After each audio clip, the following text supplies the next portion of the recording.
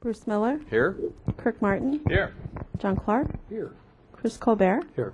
William Gilbert, Here. Patricia Griffin, Here. Karen Kahn. Here. Thank you.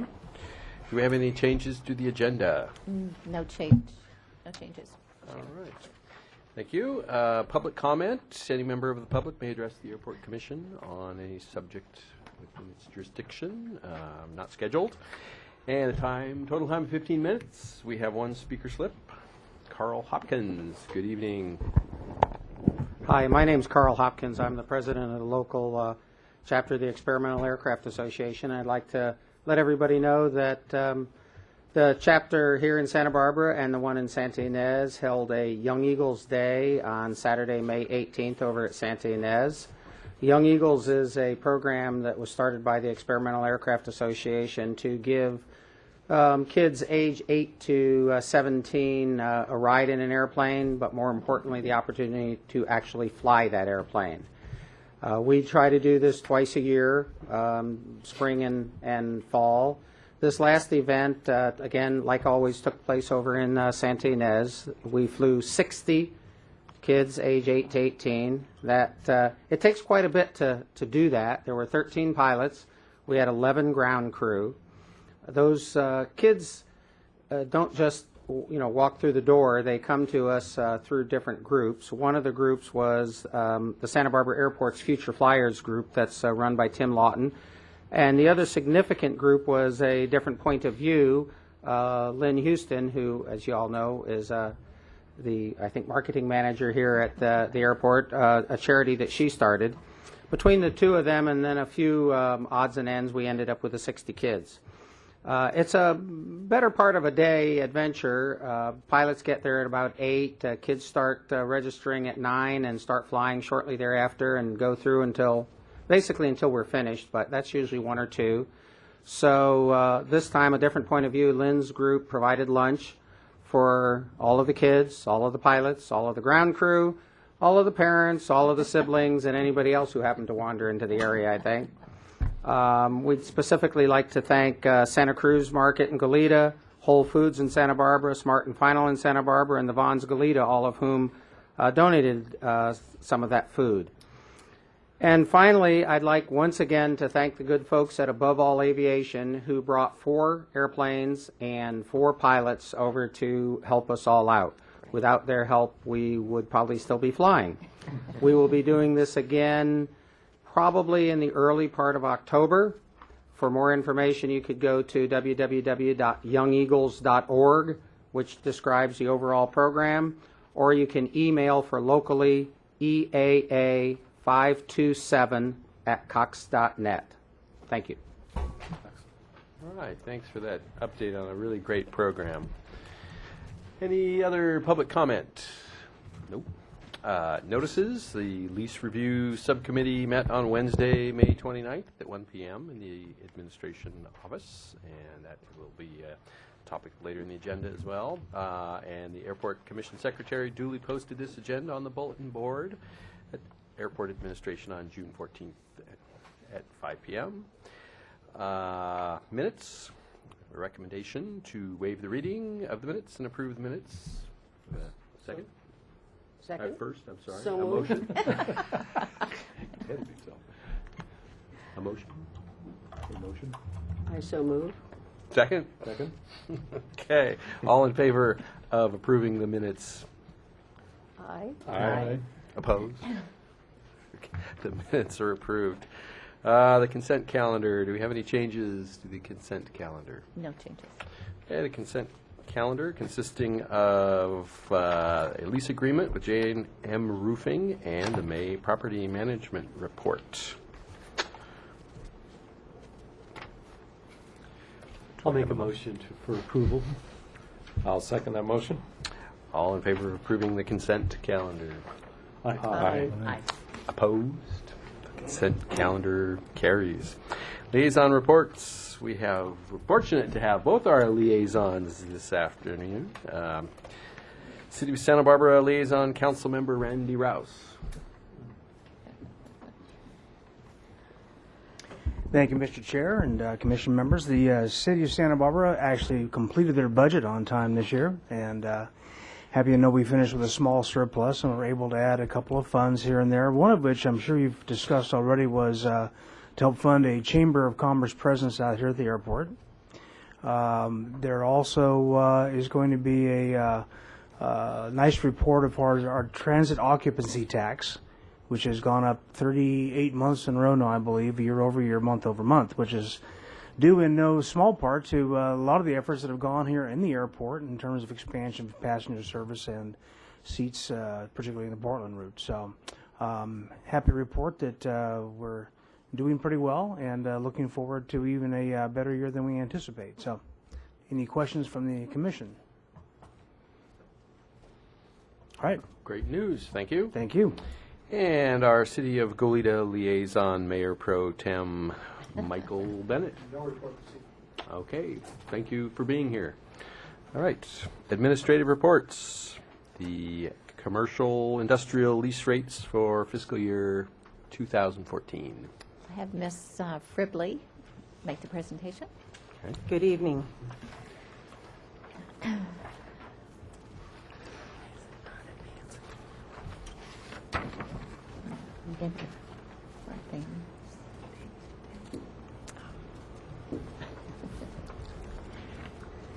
Thank you very much. I'm here to present tonight our recommendations for fiscal year 2014 rates and charges for the Business and Properties Division. As you know, the Business and Properties Division manages the airport's fixed assets. Our tenants include commercial, industrial, and aviation uses, and 97% of airport revenue is derived from these fees and rentals. Our commercial industrial fiscal year 2013 revenue was projected to meet or exceed our target this year of $4,431,102. At the current time, we're managing approximately 50 buildings and 329,000 plus leasable square feet. And at the current moment, 96.1% of that space is leased. We're down actually 2.6% over last year, and that in part is due to the fact that one of our longtime tenants, R2 Sonic, who was leasing approximately 4,000 square feet of space, has relocated to Austin, Texas. So we're currently readying that space for occupancy, hopefully for a new tenant. We have 109 acres of land, and approximately 98.7% of that is leased, which is off 0.5% over last year. Our tenants include 119 separate business enterprises. We have 128 agreements. This is a slightly smaller number than in years past because many of our tenants have either consolidated multiple leases into single leases or have expanded the amount of space that they're taking at the airport, reducing the overall number of tenants. Our tenants include the airlines and related concessions, general aviation, and also commercial industrial spaces on the north side of Hollister. As you know, the FAA requires that airports maintain rentals at market rate, and as a result of this, every year we take a look at our local comparables, including the UCSB forecast data, some of the real estate comparables. They actually have several real estate companies that send out quarterly reports on the local area, including the percentage of vacant properties for both industrial and commercial spaces. And we use those as well as surveys in the newspapers for a period of about 6 weeks. This year we did not do any specific appraisals. We are finding that in our local commercial real estate market, our rental rates are beginning to recover somewhat. The CPI index, however, has dropped over last year. The average in the 12 months available prior to this presentation last year was at 2.5%. This year it's at 2.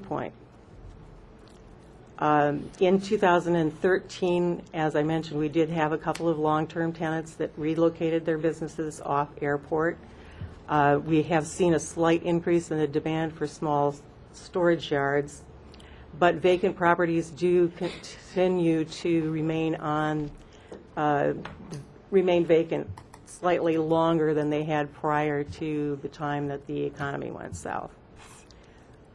In response to the economic crisis, I'm not sure whether at this point we can still call it a crisis, but we did adjust our rates downward slightly on the top ends last year when we came to you. We are seeing a slight upturn in GA leasing in the last quarter of this year, and I'm hopeful that when I come to you next month, we will have all our T-hangers once again filled. And we are going to explore additional revenue sources and new marketing opportunities to try to fill up those vacant spaces. As you can see by the comparables, we're pretty much right where we should be in terms of the averages that were available to us during the 6-week period that we took a look at what our neighbors, particularly in Goleta and the UCSB forecast, was doing. We actually were quite excited this year because we have a land comparable for, I think, the first time in the last 10 years. There's a lot on Orange Avenue that's actually vacant. And as a result of those comparables, we're recommending that we make no change at this time to the lease rates that we adopted last year. And that should say fiscal year 2014, excuse me. We adopted these rates in 2013, and we're proposing no change for 2014. So I would be very pleased to accept a recommendation to that effect. Thank you. Any questions? All right. Do we have a motion to approve? Motion to recommend this to the city council. And I'll second that motion. All right. All in favor of recommending to City Council the approval of the proposed fiscal year 2014 rates? Aye. Aye. Opposed? Thank Have you. it. And item number 8, marketing and air service programs. Yes. Somebody, maybe we'll do it. Yeah. Thank you. It's been a while since we've had a presentation to Airport Commission on air service and the airport's efforts in that regard, so we thought we would provide that this evening. We had also indicated that perhaps we'd be doing marketing. You have some of our marketing giveaways at your locations, and we certainly have others if you didn't get any. Lynn Houston has plenty to share. And once we're working on another promotional media, and it's not quite finished, so we wanted to bring that to Airport Commission before we released it publicly. So next month, I have a feeling we'll bring that back to you as well. So tonight we'll just focus on air service, and we'll start with sort of a review of a little history on the airline industry, kind of like a refresher course, maybe give you an update of where Santa Barbara Airport is today, factors that influence decision-making by the airlines, and then a snapshot of our strategic plan for air service. Prior to 1978, as you all know, air service was considered a public utility and was regulated by the Civil Aeronautics Board. In essence, what that meant was the airlines didn't lose money because they were subsidized by the government and fares were established, as were routes. Routes had to be approved by the CBB or CAB. In 1978, that law changed and it was deregulated, and then the airlines had to go out and establish their own fares to cover their costs, and they could apply for routes and enter markets. They could come and go at will, and new entrants could start up. And we had several of those, as you recall, probably 20, 30 different airlines over the years. FAA's regulatory powers over airline safety did not change with this law, however. In the United States, there are 382 commercial airports. Those airports are categorized by their size based on the number of in-plane passengers of the total group on an annual basis. So you can tell that there's 28 large hubs. For example, Atlanta has 41 million passengers a year. So the 28 large hubs control 68% of all of the in-plane passengers. The medium hub airports go below 6 million down to 2 million, I think, or thereabouts. So 20% of the total in-plane passengers are at medium hub size airports. And then we are considered a small hub, and there are 72 airports that are categorized that way. You'll notice on the maps how heavily the East Coast, Central and East Coast is with airports and how lean we are on the West. That plays into air service decisions. And then the non-hubs, for example, that would be San Luis Obispo and Santa Maria are considered non-hub airports. There's only 3%, they take 3% of the in-plane passengers. And how are we doing right now? Not too bad. We have 63% of all of the available seats and air service in the county, in the region, I guess. San Luis has 27% and Santa Maria 10%. Oxnard lost all service some time back and has not recovered service. So 2012, 720,000 passengers. We still have 5 major airlines. With Portland starting on June 9th, we now have 6 destinations, 31 daily departures, and 1,352 daily seats. Our destinations, some overlap on Denver with Frontier and United. Same thing with Los Angeles, American and United. Both provide service to LA. This chart gives you a comparison.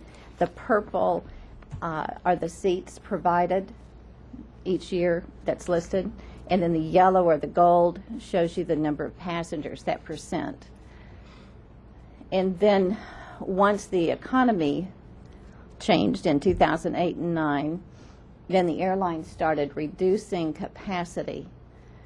And so you can tell that the seats in this one, the reddish color, have decreased, but the percentage of passengers in those seats has gone up.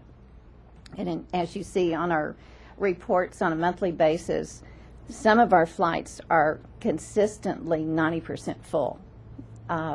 Seattle being in particular is pretty much always over 90%.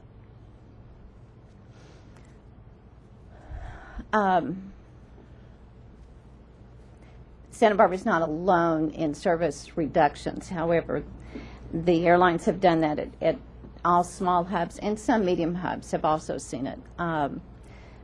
They are reducing capacity to make a profit. They're looking at oil costs. I believe it was Delta who actually bought a oil refinery, trying to control the market. And of course, there's been consolidations. You can see the mergers of the major airlines over the last 5 years. So what do the airlines think about when they look for service?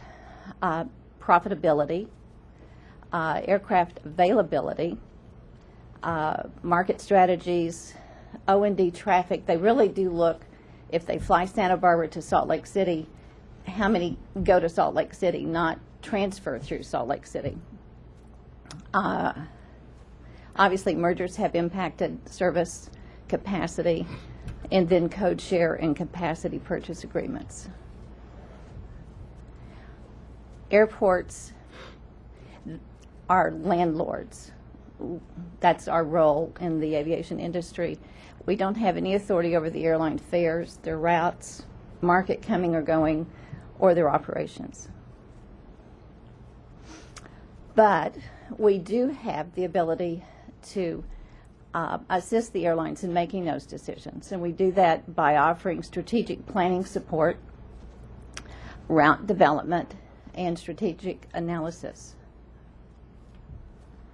We like to promote the top 20 destinations that we have for people flying out of Santa Barbara, and from that information put together a marketing program or a route analysis to present a business case to the airlines. And sometimes we get even more strategic. Inside California, we want to focus on the locations that we had, that we no longer have, but there's still a strong demand for Sacramento and San Jose service. We still need an option to East Coast. We have Denver and Phoenix, but we still need more. And then there's the niche carriers. You probably read about or heard about Surf Air recently. Did you hear about Surf Air? It's a membership charter.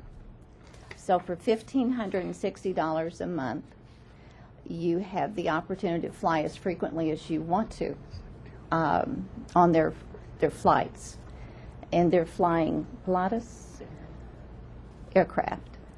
So they're just getting started, and they're supposed to come to Santa Barbara July 10th or 15th and start service. And they indicate that they will go to the Bay Area as one of their locations. So we'll see if that happens.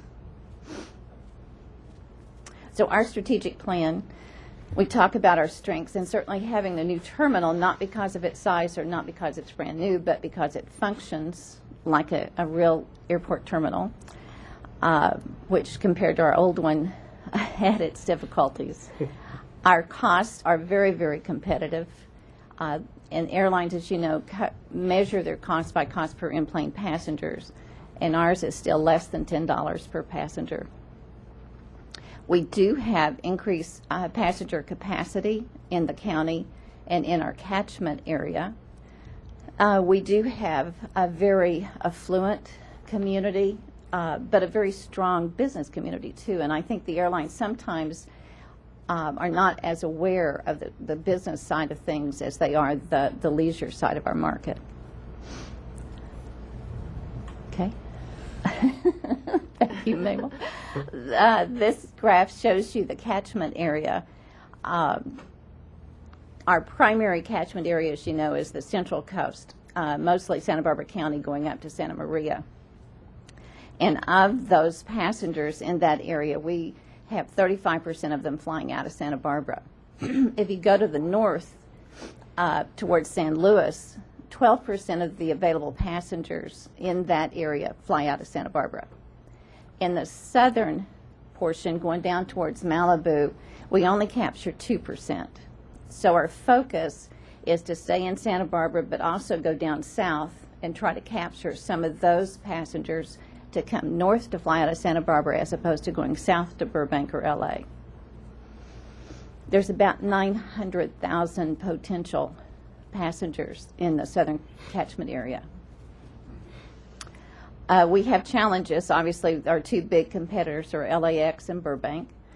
We have that reputation as a small leisure-focused market. As I mentioned before, we really stress to the airlines the business side of Santa Barbara County. But we are cost competitive, but some of the other airports in California that we'd like to go to, San Jose and Sacramento, their costs are extremely high compared to ours, and that creates issues for trying to generate new service. With the American-U.S. merger, we want to focus on going back to Dallas, but that's still up in the air until that merger gets worked out. The reduction of the replacement of the 50-seat RJs, that particular aircraft has been demonstrated not to be economically profitable for the airlines, so they're replacing those aircraft with a larger aircraft with more seats. Having more seats is good, however, the impact is less frequency, and that isn't as good. Inner California or inter-California service opportunities are hard to come by. There's not too many airlines that actually fly point to point in California. Southwest Airlines is one, but that's not too many others do that. So our priorities for our plan certainly is to maintain what we have and increase frequency if we can. We still would like to focus on replacing those cities that we've lost, San Jose, Sacramento, and Salt Lake. I had a call just last week from a frequent flyer to Salt Lake City asking, what are you doing and how can we get the service back? But quite frankly, they were flying up there to go to Montana and Wyoming and the other areas. They really weren't going to Salt Lake City. And that's an issue with Delta. We want to add back service going to the east. We're looking at Dallas again, Dallas and Fort Worth, Chicago, and Houston. As you can tell, we really need to get out to the East Coast. And there are possibilities, certainly, especially with United and Continental now. We're also looking at low-cost carriers. Frontier is considered a low-cost carrier, JetBlue. But so many of the low-cost carriers are on the East Coast. They have short hauls, can use their aircraft frequently during the daytime compared to the West Coast. We want to capture the leakage in the catchment area, have more passengers, and we want to maintain our working relationships with the airlines. And especially with the network planners and the schedulers. Those are the folks who really put the proposals to the board of directors so that they can start new service. And we want to maintain our involvement in the community and in that catchment area so that we promote Santa Barbara Airport. As I said, we continue to communicate on a monthly basis with carriers, sometimes more than monthly. We do want to market our availability and our service options, and we do have an incentive program. I'm not sure if you recall, maybe 7 or 8 years ago, we did an incentive program for the airlines for new service or a new route or for a route that hadn't been flown in over 12 months. And we can offer up, through a resolution through City Council, a waiver on landing fees up to a 12-month period. And we also have a marketing contribution up to $50,000 available to an airline. And we do discuss that when we make our pitches. We also attend meetings that are scheduled where you have one-on-one meetings with air carriers, Jumpstart Network, and routes.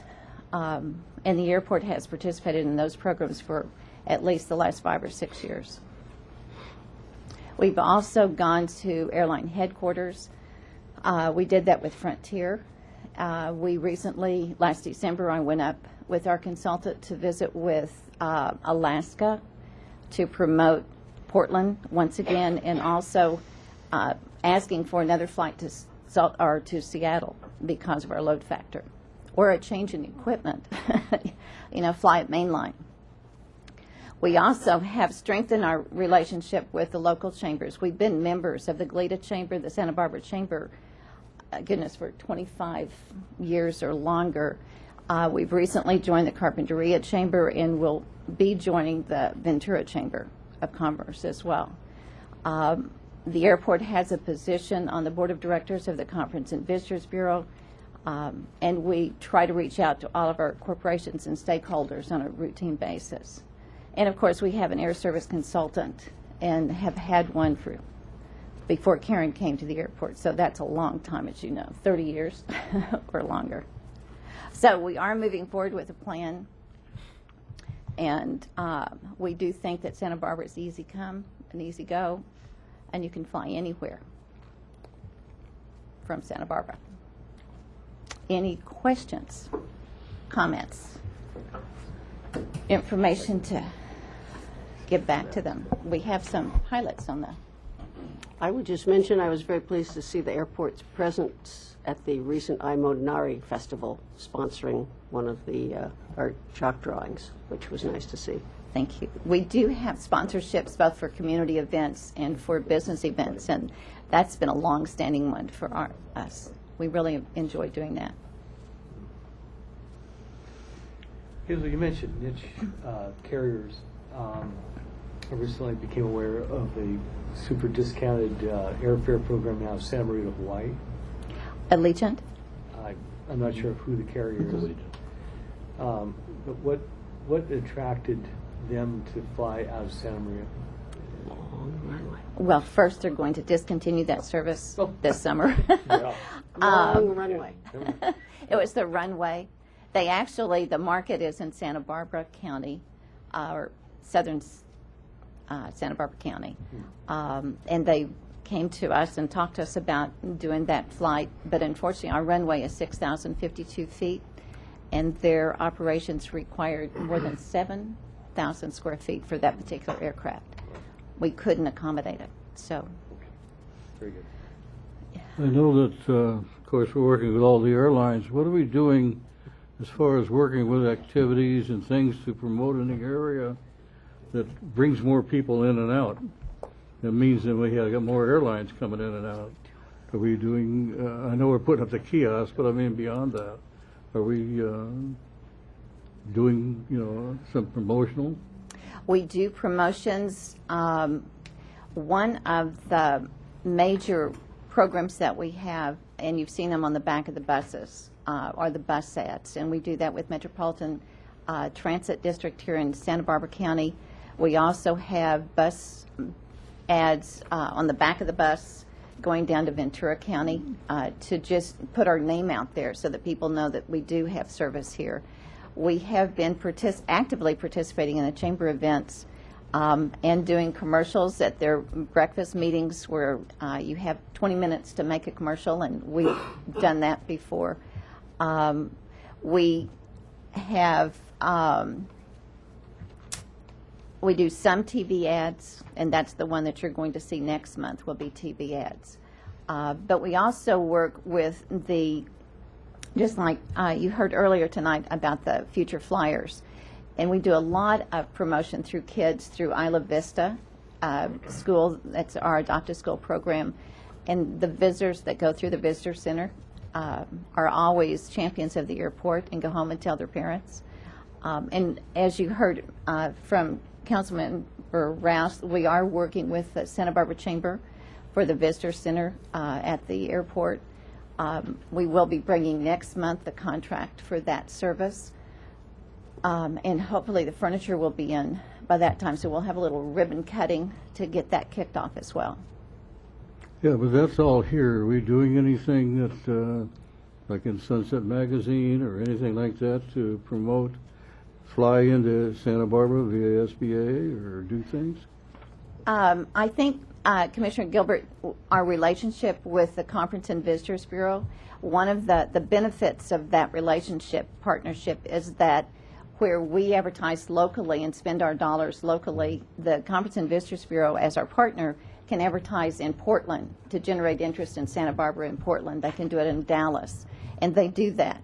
We work together collaboratively so that they're using their money to get passengers and visitors to Santa Barbara, and then we're trying to get Santa Barbarans out of Santa Barbara. So it works that way. Does that make sense? Thank you. Hazel, has any work been done in conjunction with the Chumash Indian tribe? Because, of course, their great goal is to get people to come to their casino.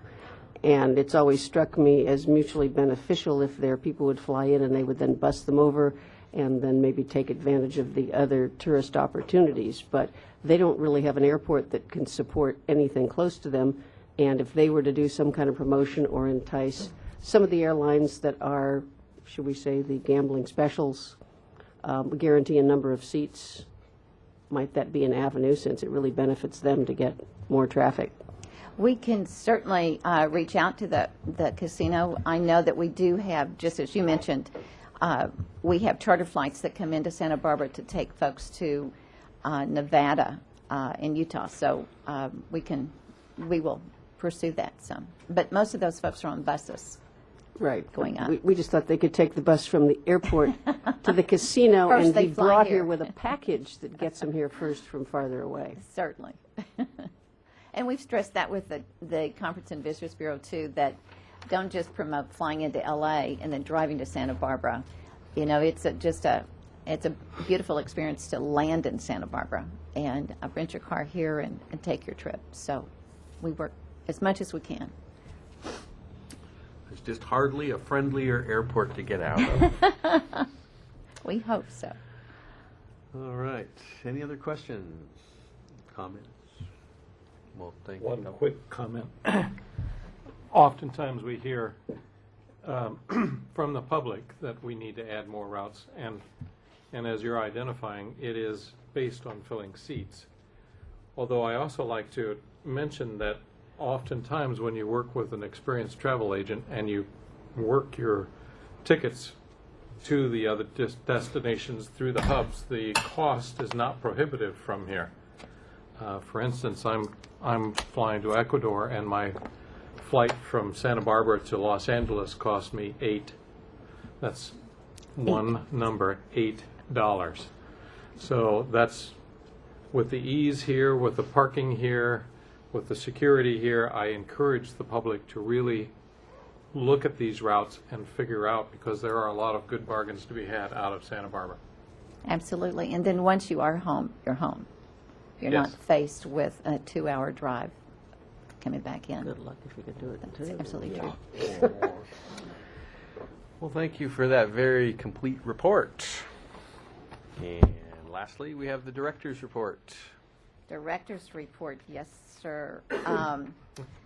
First item to mention would be here we're talking air service. In May, we're down just a touch, 2.5%, but overall year to date, we're pretty much even. And if you look at fiscal year to date, July through May, we're actually up 2%. So we're gaining, and I'm sure once Portland starts, those numbers will go back up, because I understand they're pretty much about 85% full already, and they just started, so that's really good. I'd like to call your attention to the master plan.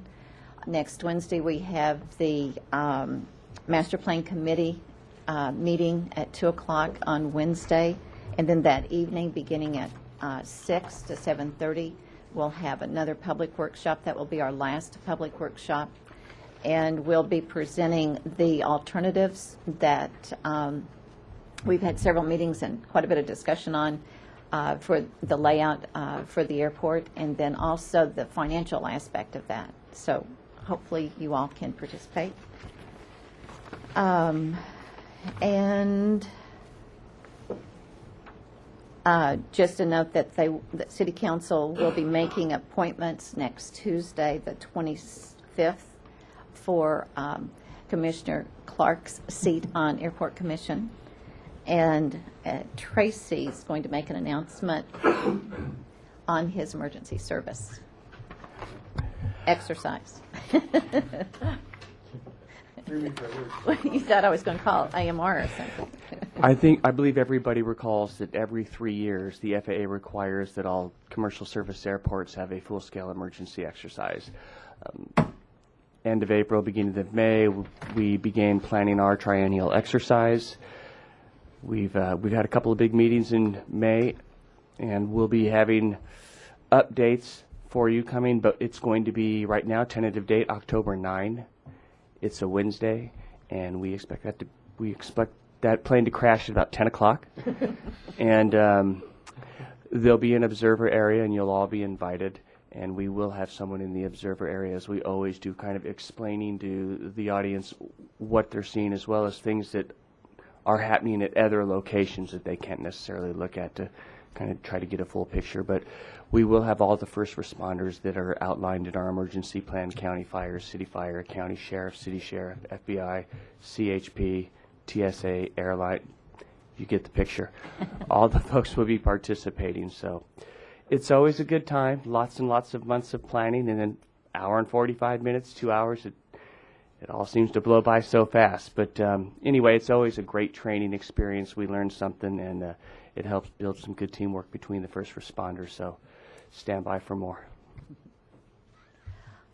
Normally, one final comment here. Normally, Airport Commission gets clippings from the newspaper anytime the airport's actually mentioned. And this morning there was one where we had gotten a call and they were thinking it was a mid-air collision. It really wasn't. We kept saying no, no, no. And they did write an article about the tower and some confusion on the airfield with two planes. We also had a clipping regarding a concern from a traveler regarding the slow delivery of bags at the airline terminal. And as a result of that particular comment, letter to the editor, I did contact the manager for American Eagle right now is still handling all of the airline's ground handling, ticket counter, and baggage. And so the lead manager, his name is Roy Gurley, and I met with Roy and asked for information as to why things are still backing up. As you recall, they took the contract last September and had to hire whole new staff. And I would venture to say that of the hiring process, they probably have lost as many as they've hired. Yeah, they hired 50 staff. They hired 50, and I would venture to say that the majority of those quit, and they've been rehiring. So they do not have a stabilized employee force. Part of the problem with that is that, or the recruitment, is that they can only pay the highest wage of $9.70 per hour. And it's all part-time work. There's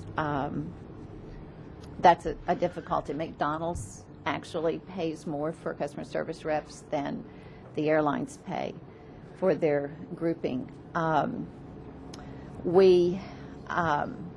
stressed to them the need to be on time and to assign the staff to do it. He said that they have 4 staff members on the ramp at any shift. So obviously, if you have 3 planes on the ground, those 4 folks are really doing triple duty. Late night, that same crew cleans the planes that are overnighting on the airport. So we had a very frank discussion of the needs of the airport and the travelers. I also requested the name of the contract manager for American Eagle, who is in charge of that particular contract. And I received that information later this afternoon and sent an email off to Ms. Rodriguez. So as soon as I hear back from that, I'll share that information with Commission as well. I would just like to add that we have, Ms. Johns and Ms. Ramsdale and myself, we have spoken before with the airlines about this. I did want to make that point that we have continued to bring these concerns forward to the airlines, and we have brought it forward on a corporate level several times. There are 2 new ground service companies that are due to show up this summer. I hope that makes things better. I can't guarantee it. But the meeting that Ms. Johns had today was not the first that we've had with the airlines. So obviously staff will continue to deal with this issue.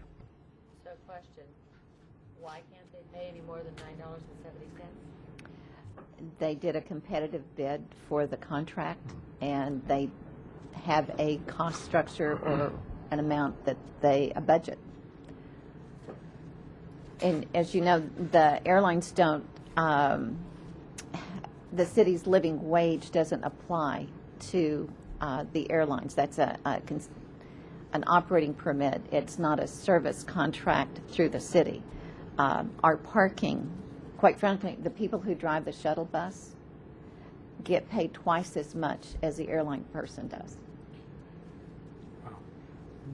Hey, Hazel, maybe for the public's benefit, this is, as you said, this is not your first discussion, but is this a unique phenomenon in Santa Barbara versus, let's say,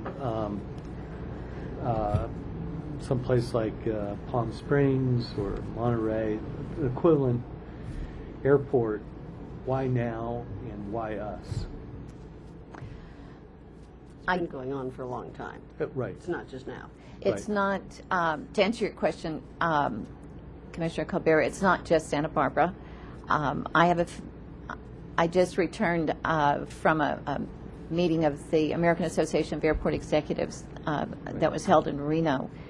Repeatedly at that, the airport managers were all saying basically the same thing, that the airlines have cut back so much that the service to the passengers in the community had really taken a nosedive. And everybody, just like we all know, the fellow who wrote the article in the paper said the airport should do, it's the airport built the new facility and it should have da-da-da.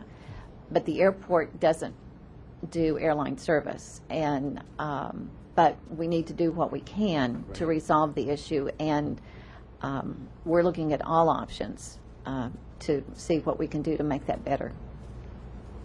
Appreciate that. And you also made a mention, Ms. Johns, of the average time from deplaning to receiving your baggage could you refresh us? The airlines have, as when they bid the contract, they have standards that the company needs to meet. And once the plane is on the ground, either at the gate or on the ramp, and the engines are shut down, from that point to the bag claim is 15 to 20 minutes. That's their standard time for you to get your bags, 15 to 20 minutes. And it doesn't matter which airport you're in. right. So that can be at any airport? Uh-huh. Okay. Not just a small hub airport. Question, for our Brasilia flights that still deplane passengers onto the ramp, are they allowed to pick up their bags as they walk off the airplane and take them so that... If they're valet checked, yes, they are. Right, if they have checked them at Planeside, and they will get them back at Planeside. So that Same. obviously makes the Brasilia the preferred airplane to fly to San Francisco, the only one. But that's how you get your bag fast. They also do that, though, on those that go to the gate. Go to the boarding bridge. When I returned just recently from a trip to Nashville and flew on American and landed, you wait in the boarding bridge for them to give you those bags. So they'll do it there as well. Yeah, we had found that was a complaint of passengers, that they were taking their bag to the airplane. It was being taken from them at the loading bridge. They expected to get it back, and they said no, and then they had the 45-minute wait, which was what was the big frustration. Turned into a check bag. That may have happened on occasion. In my particular case last week, I just stood in the boarding bridge area waiting for it to come up the little conveyor belt from the plane to the boarding bridge, and that probably took longer than going to bag claim. Right. But keep in mind, too, that if you're, just as an example, if you think about our airfield, and if you're United on a Brasilia, you're at the very far end of the ramp compared to U.S. Air that comes in at gate 2, who's right here, and bag claim's right below him. So to get those bags should be quicker than even out here, where you've got to offload, load them up, and then drive the tugs over. So. All right. Well, clearly it's a topic of a lot of interest. Unfortunately, because it's not an agenda item, we can't have a discussion on this. But I hope maybe you could respond even to the news press if you were so inclined. I Good. think that, unless you have another director's No report other item. comments from the director's report. Oh, we have a comment, question? Well, I'd like to recognize Mr. Clark's service to the Airport Commission. This last meeting tonight.